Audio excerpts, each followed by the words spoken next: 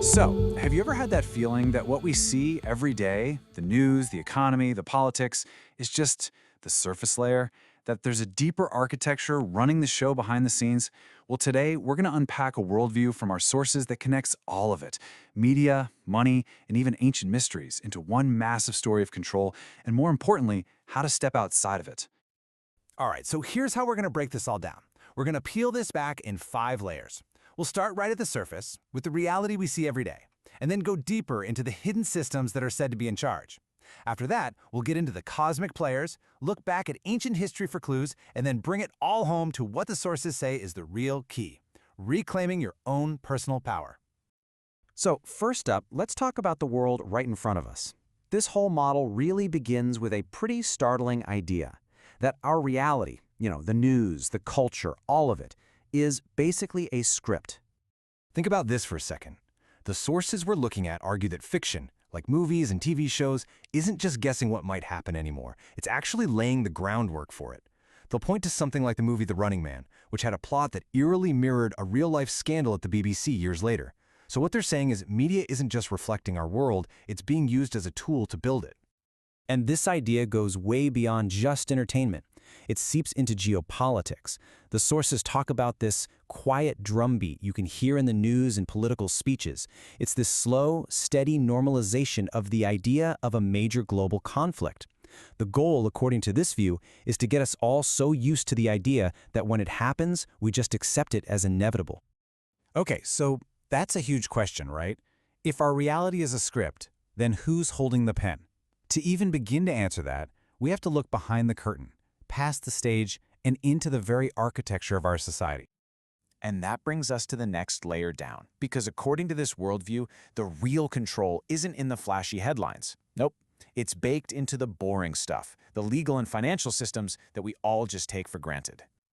Now this is where it gets really fascinating and a little complex, so stick with me. The sources talk about 2 fundamental types of law.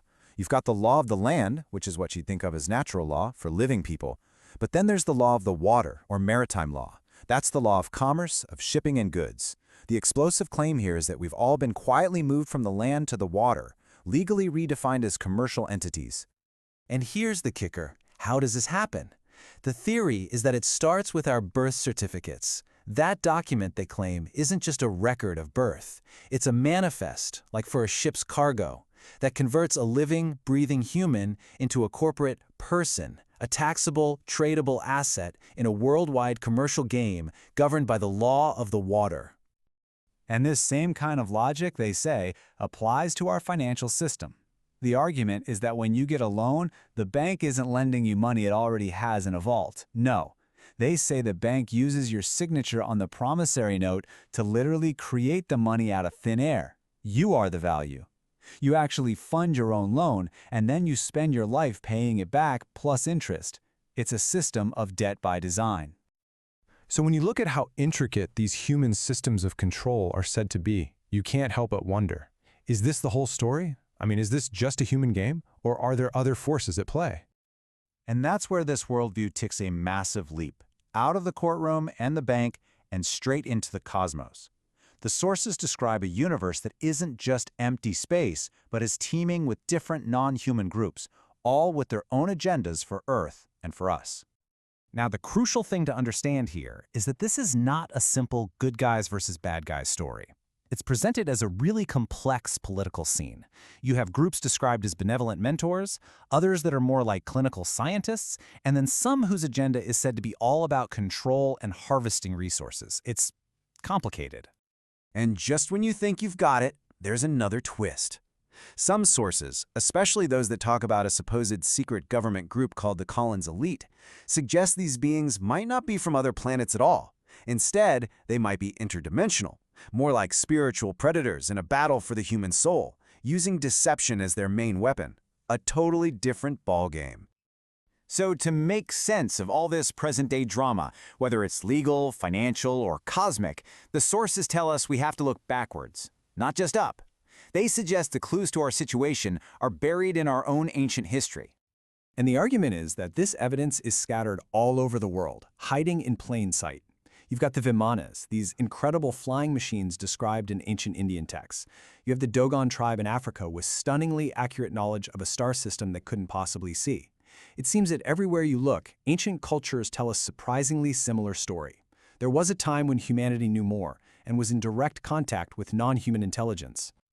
Okay, so we've just mapped out this absolutely massive, multi-layered system of alleged control, from the daily news all the way to interdimensional politics.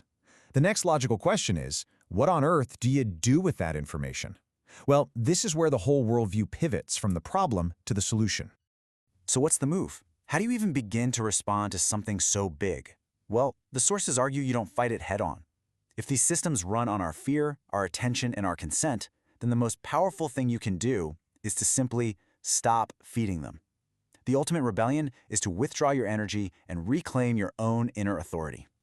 And this is really the heart of the proposed solution.